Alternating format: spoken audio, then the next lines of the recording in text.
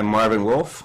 I'm conducting an interview with Curt Gowdy on the 19th of May, the year 2000. This is Boston, Massachusetts. We'd like to take a few minutes at the start here and get some information about your early years and influences on your life and your career. Could you begin with your name at birth and if you had any nicknames? My name was Curtis Gowdy, and my mother was the only one to call me Curtis all my life. I went by Curt, C-U-R-T. I didn't have any nicknames or anything. And when were you born? Born July 31st, 1919 in Green River, Wyoming. Now that's a railroad town. Did you grow up there? Yeah, no. My dad was chief dispatcher for the Union Pacific Railroad there. It's a small town, 2,000 or 3,000 people, but it was a big base for the Union Pacific Railroad. It had big shops there and things like that. And my father was transferred to Cheyenne when I was 6 years old. I became chief dispatcher in Cheyenne, Wyoming. So we moved there, and I went all through school and everything in Cheyenne. What was your father's name? Edward Gowdy. And your mother's name?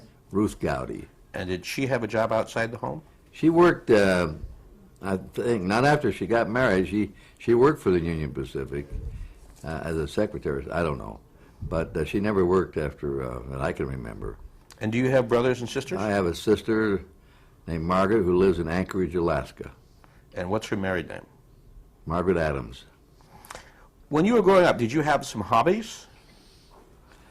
Yeah, fishing and reading were my two main hobbies. Were you a good student? Yeah, I made the National Honor Society my junior and senior years of high school. Yeah, I was a good student because I had to be. My mother demanded it of me. And what about sports? I was nuts about sports. My mother used to say, all he wants to do is play with a ball. I was little, though, and I played on the high school basketball team, was all-state. Set a scoring record for a few years before somebody broke it. And I played baseball and tennis. I was a state tennis champ in Wyoming. So despite not being a big guy, I had a good coordination and quickness. What year were you state tennis champion? Oh, I forget what year. Let's see, 37, 38 in there. Maybe there's only 10 players in the state of Wyoming. Did you have any idea in those years as a student what you wanted to be when you grew up? No, I did not. I didn't know. I didn't even think much about it. I knew I was going to go to the University of Wyoming. That's the only place I wanted to go. And what I was going to take there, I didn't know. But no, I just went in there wide open. Had your father gone to college? No. But you knew you were going early on? I'd hope so, yes. And now, what about radio? Did you listen to the radio a lot in your family? Yeah, I listened to radio. I used to listen to Ted Husing on football and Bill Stern. And I used to listen to KFI Los Angeles. Wow. Which had a big skip signal. And about 4 o'clock late in the afternoon, that signal would bounce off the skywave and come in to, I could get it in Cheyenne. And I used to listen to all the USC games, football there. They had Cotton Warburton and those fellows.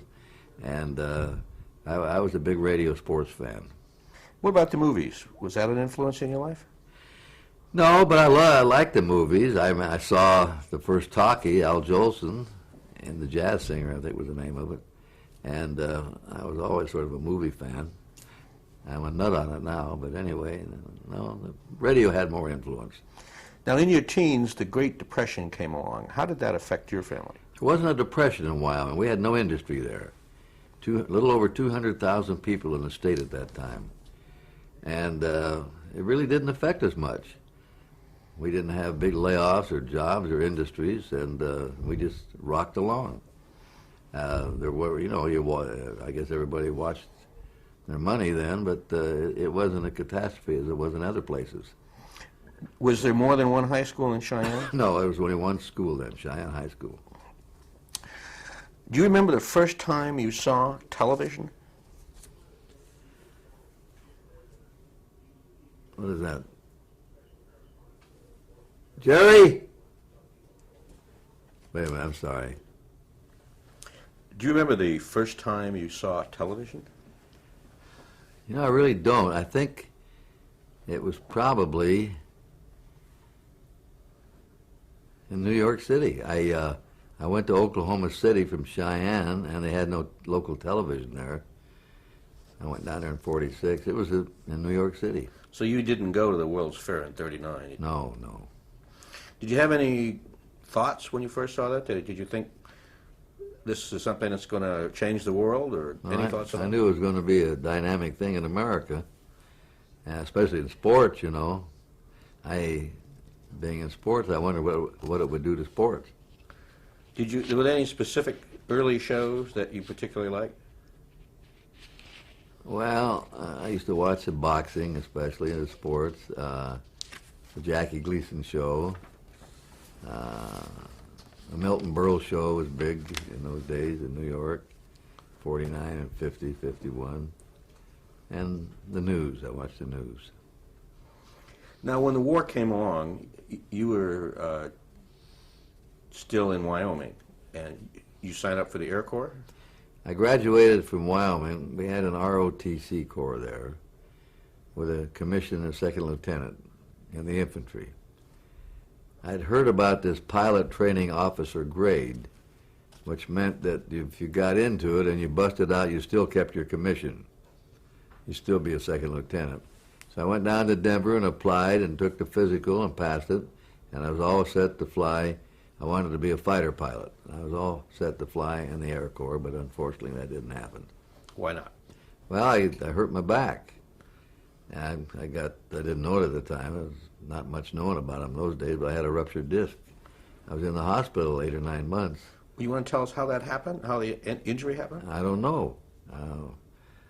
It finally capped off. I was mowing my mother's lawn the day I left to go into the service, and I bent over to pick up the catcher and heard a pop and fell on my face, and a pain shot down my leg.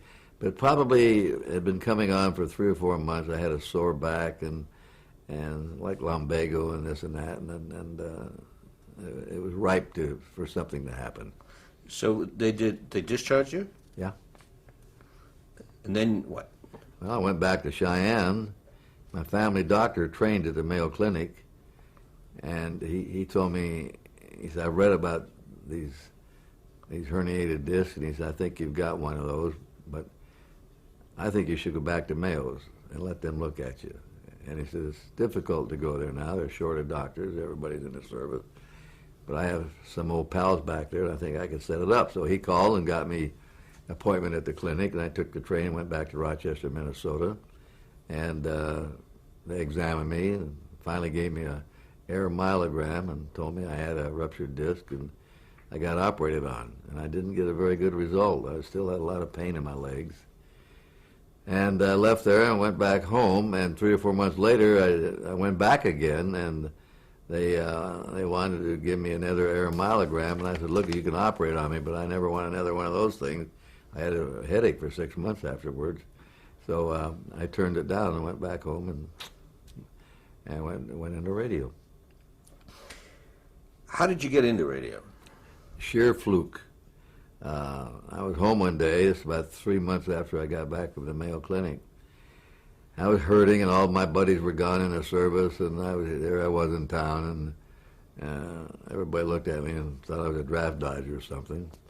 But one day the phone rang at my house, and it was a fellow named Bill Grove, who managed the local radio station there, KFBC.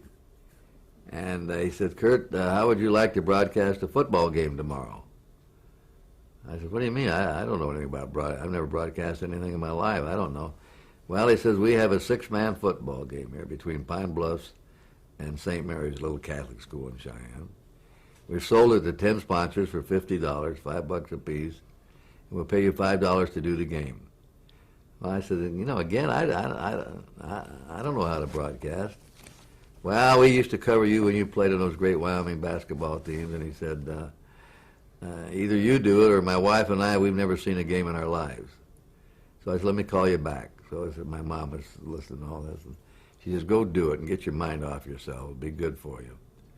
So the next day she drove me down to the vacant lot where the game was to be played, about 6 blocks from my house, and a couple goal posts sticking up. And I got out of the car and walked over, and there were 2 soap boxes. This is right-handed guy, true story, sitting in the middle of the field. One had a microphone on. I guess I was supposed to sit on one and work on the mic on the other. And as I walked up, a kid, I still remember his name, Dick Lane, stuck his hand out and said, "I'm Dick Lane, I'm here to do the commercials for you." And I said, "Let me ask you something. I said, where are the yard lines? There's no yard lines in this field." He said, "I don't know, I'm just out here to do the commercials." And just then a school bus drove up and let both teams out. This is a 6-man team. And when they ran out in the field, my eyes boggled. There were no numbers on their backs. They had no numbers.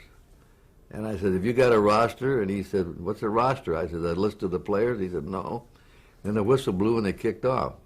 I made up the whole thing. I put guys in the game I'd met in the Air Force, guys I played basketball against in college, and somehow got through with it.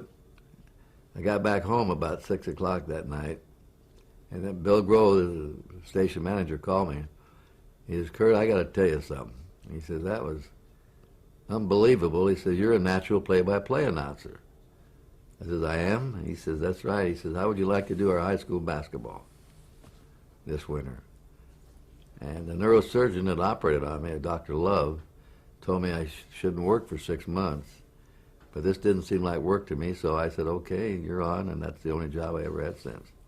Do you happen to remember Dr. Love's first name? Dr. James Love. Tell us a little bit about KFBC, the station.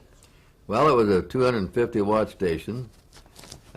Bill Grove and the Wyoming newspapers owned it, and Grove helped build it. He was a genius engineer. He could do anything in radio, and it was a very successful small station, and he was the manager of it, and he ran a tough ship.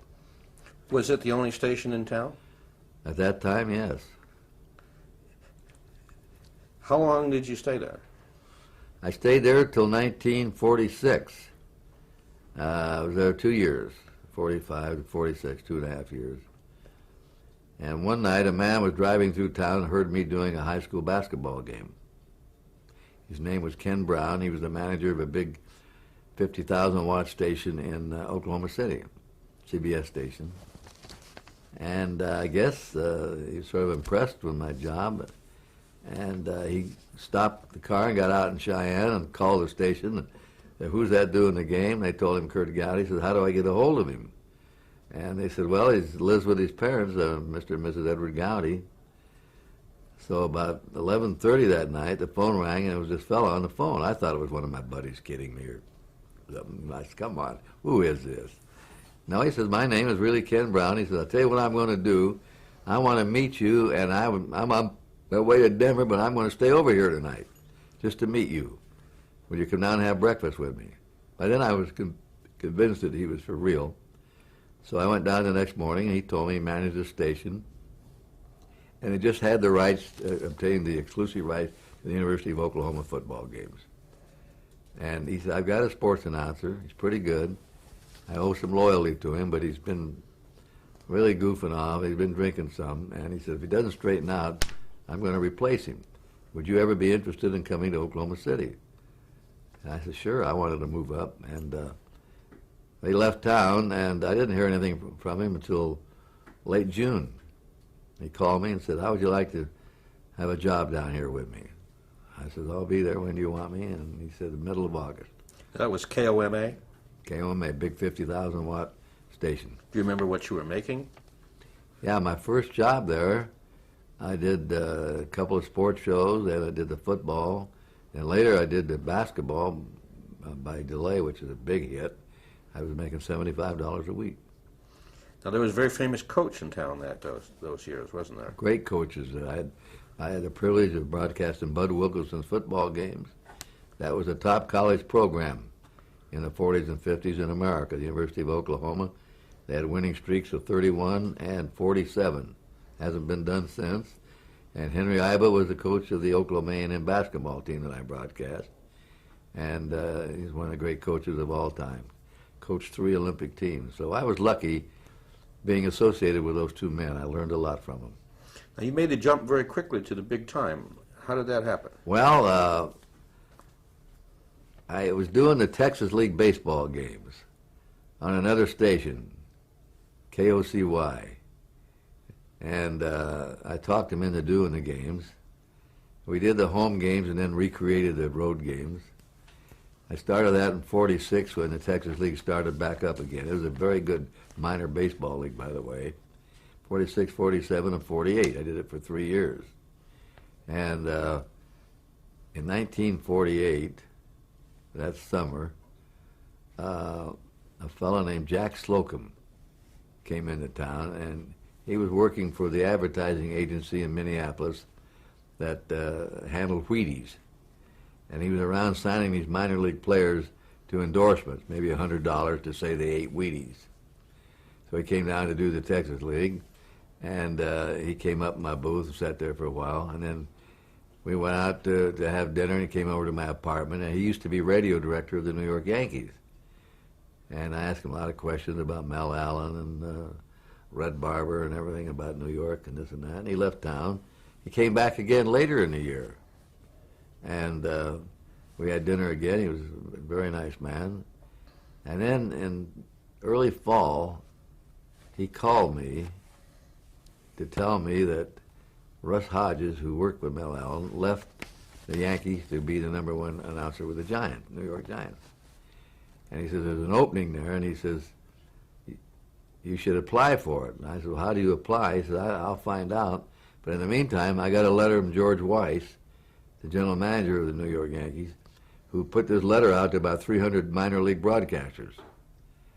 And it said, if you're interested, please send an example of your work and a brochure, or history of you. And in those days, they didn't have tape.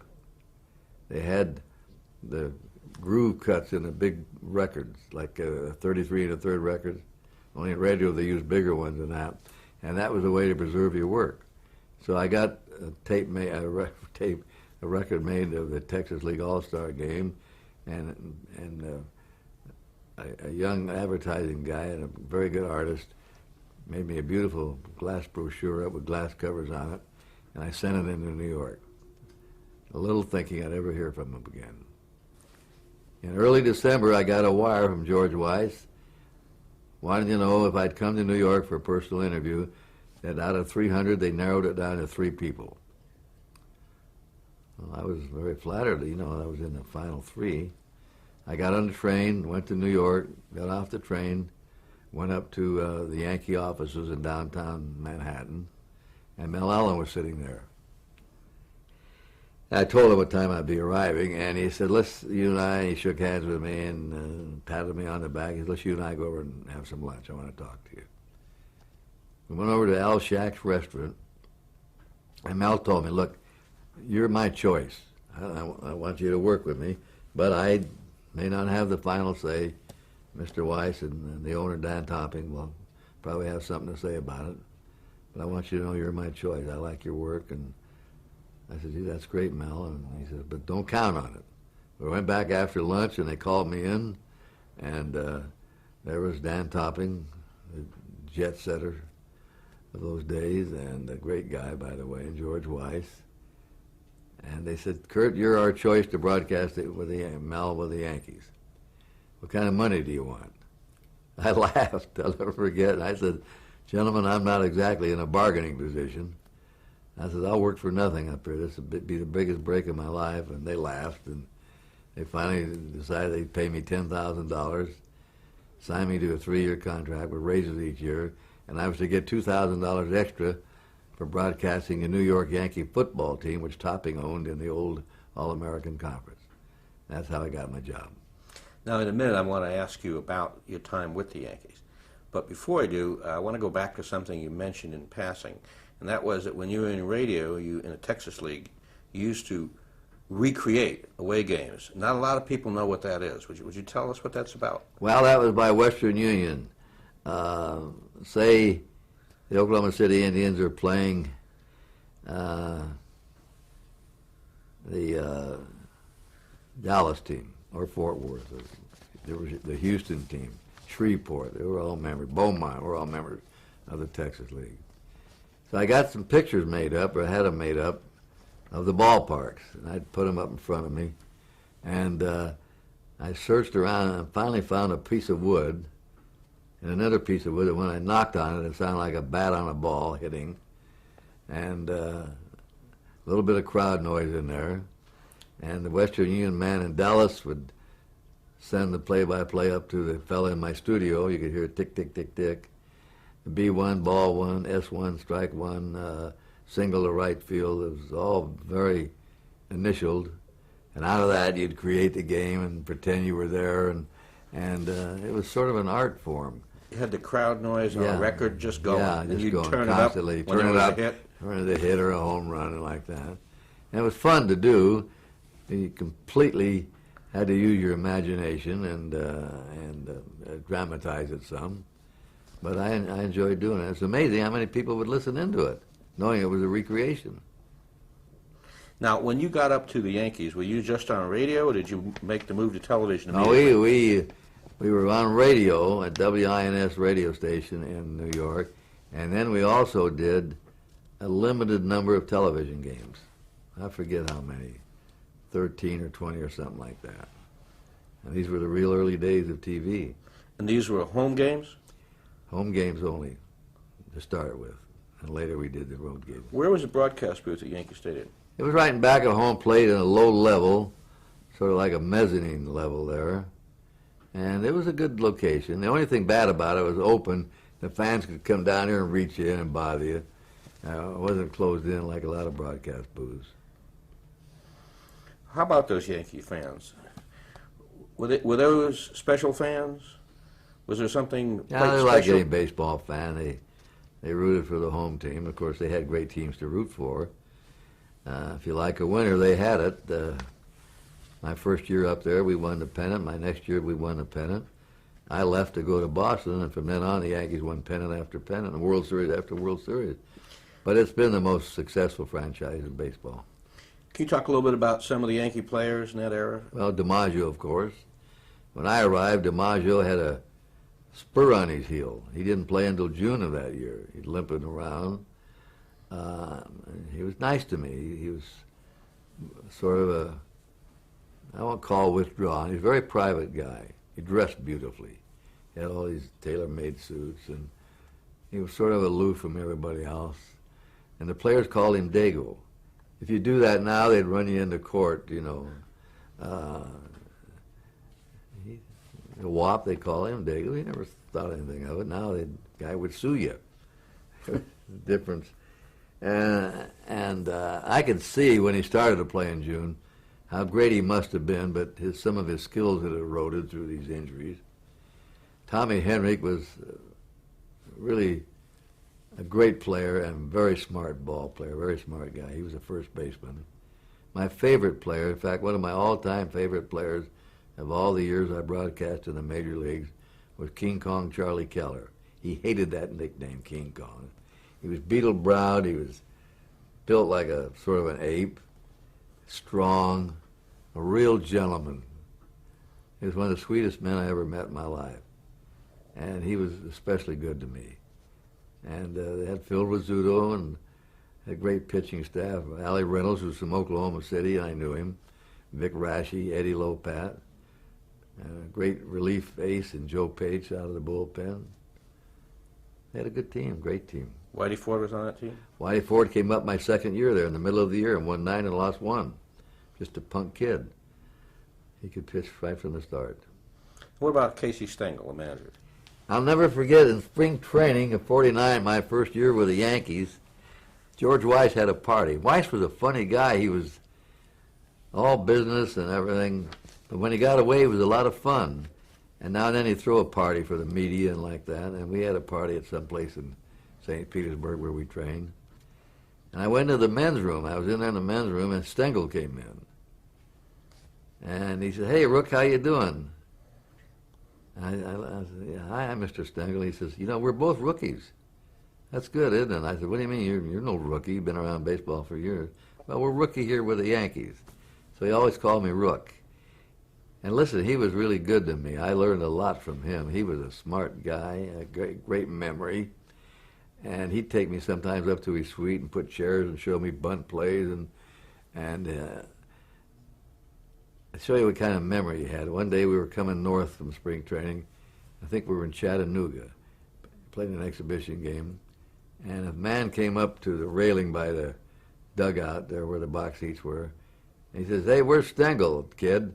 And I was sitting in the dugout. I got up, came around. I said, "Well, he's down here at the end of the dugout. Tell him Pete is here," or something like that. So I went down to Casey. I said, "Casey, there's somebody looking for you up there named Pete." I got it, Pete. The count was 3-2. He said there were 2 down, and I overshifted on the guy about 3 steps, and he hit the ball right back where I was for a triple. And I said, "We lost that game." I said, "When was that?" He says, 1920 or how could he? You know, he could remember. He had the greatest memory about baseball of any man I ever met.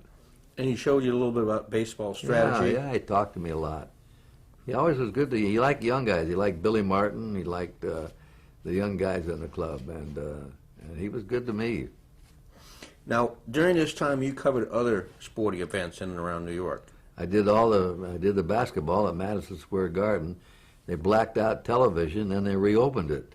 Ned Irish was the president of Madison Square Garden, and he's the fellow that conceived the idea of having these big college doubleheaders that were extremely popular in New York City. He called me down one day and says, "Curt, I'm going to open up for TV, and I want you to broadcast on TV the basketball out of the Garden." I don't know why he chose me. I didn't know him. I think it was through Henry Iba, who he really admired, and I think he called Iba about me, and Hank gave me a big recommendation. So I did the basketball in the Garden there for 2 years. I did the famous double slam by City College when they won both the National Invitational and the NCAA Championship. The next year, I broadcast 8 or 9 games that were dumped by the City College team. I didn't even know they were throwing the games. And the scandal that almost killed basketball for good in New York City. It was a terrible thing. And then I went to Boston after that, but I did all the basketball there. We'll talk a little bit I did one other show, Saturday Night at the Garden by the Dumont Network. At that time, the coaxial cable only went to the Mississippi River. It didn't go from east to the west coast. So Dumont had the rights to events Saturday night at Madison Square Garden. No matter what was playing, basketball, a horse show, a rodeo, track and field, Don Dumphy and I did it. It was a great show. All right, we're going to take a little break here. Okay.